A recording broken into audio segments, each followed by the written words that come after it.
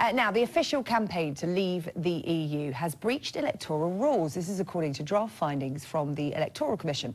The executive director of the campaign has been telling Sky News that Vote Leave faces a possible fine now over these allegations, that they overspent during the campaign. However, Matthew Elliott says that the Electoral Commission has only listened to one side of the story.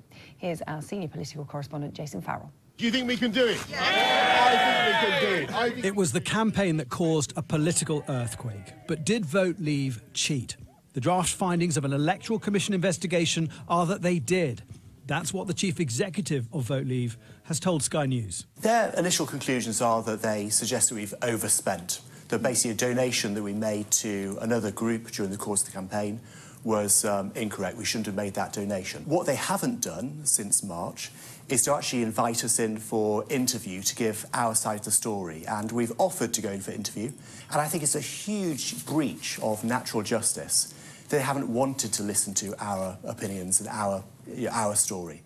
So let's hear it. First, the allegation. 23-year-old fashion student Darren Grimes ran Youth Out campaign Believe and was given £625,000 by Vote Leave. But a whistleblower says this was done to keep Vote Leave under the Electoral Commission's £7 million spending limit. And the cash just went directly to their preferred data marketing company, Aggregate IQ, and remained under Vote Leave control. Just to be clear, the money actually never touched the Believe bank accounts. It was paid straight to AIQ by Vote Leave. And there's 54 pages. There's a 54-page dossier of evidence of coordination. He said basically they didn't give us the money. They just pretended to. Was he lying about that? He was completely lying about that, absolutely 100%. What we did with that donation was, both within the rules. The Electoral Commissioner told us we could do that. But isn't it right that it went straight to AIQ and it didn't actually go to Darren Grimes? That was Darren Grimes asked us to send it to AIQ. That was his request. Isn't that a form of collusion in itself? I mean, he's saying, send it to the guys that you use. I don't think so. I mean, if you look at campaigns, it's quite usual to use common vendors. So who was AIQ reporting back to? They were reporting back to Darren Grimes and the Believe campaign. So you didn't get any reports back on how that money was being spent, even though it had come from you? No. They didn't give you any reports? No. Why did Vote Leave give £625,000 to a 23-year-old fashion student? We had some excess funds, and within the rules, we were allowed to give these excess funds to other groups who were independent of Vote Leave. Right. So we couldn't have any plan with them. So your defence is that they are completely independent? Yes. Another whistleblower, web designer Mark Gettelson, provided this email showing that he invoiced Vote Leave for delivering the Believe campaign concept and website. He, as a contractor, spent some of his time helping set up the framework for a website. But the key point is, all of the content for the website, all the messaging, all the arguments came from Darren Grimes and the Believe campaign. Lawyers representing the whistleblowers say their evidence strongly suggests Vote Leave committed criminal offences. The Electoral Commission says it will consider Vote Leave's representations before publishing its final report. Jason Farrell, Sky News. BBC News understands that Vote Leave, the official group which campaigned for Brexit in the EU referendum 2 years ago, is expected to be found guilty of 4 charges of breaking electoral law. The draft of an investigation concludes that it broke spending limits and failed to comply with some rules. Vote Leave has submitted a dossier to the Electoral Commission rebutting the claims. The former leader of the official Brexit campaign has been denying that his group was guilty of breaking spending rules during the EU referendum. The BBC understands that a draft of an investigation into Vote Leave finds it guilty of 4 charges. Matthew Elliott, who is the chief executive of Vote Leave, has told the BBC that the Electoral Commission hasn't followed due process. Julian Morm is founder of the Good Law Project, which took the Electoral Commission to judicial review over its initial 2 investigations into Vote Leave. Good morning. Good morning. Why did you persist with this? Why did you think that Vote Leave may have broken the law? Well, there are 2 questions there.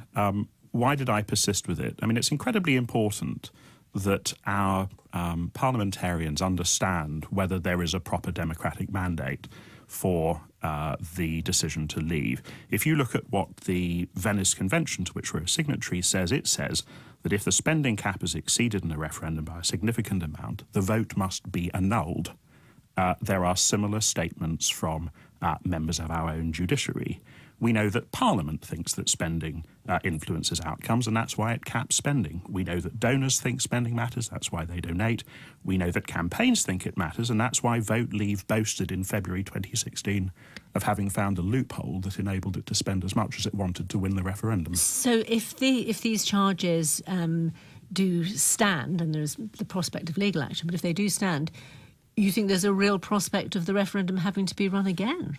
Well, we had an advisory referendum, and what that means in practical terms is that there's nothing that a judge can annul because, legally speaking, nothing happened. The way in which I think about it is this. Parliamentarians who suspect that the route upon which we are head may not be the best route for the country may well have felt that their hands were shackled by what they are told was the democratic will of the British people. Now, Matthew Those Elliott... shackles have now been unlocked because we know that Vote Leave cheated. Well, you say they cheated. Matthew Elliott, who was the chief executive, said that he believed we acted both within the letter of the law and also the spirit of the law, saying it was perfectly legitimate that they would work alongside other groups and encourage them and encourage their activities. Yeah, well, I mean, I can't mark the Electoral Commission's homework because I haven't seen it.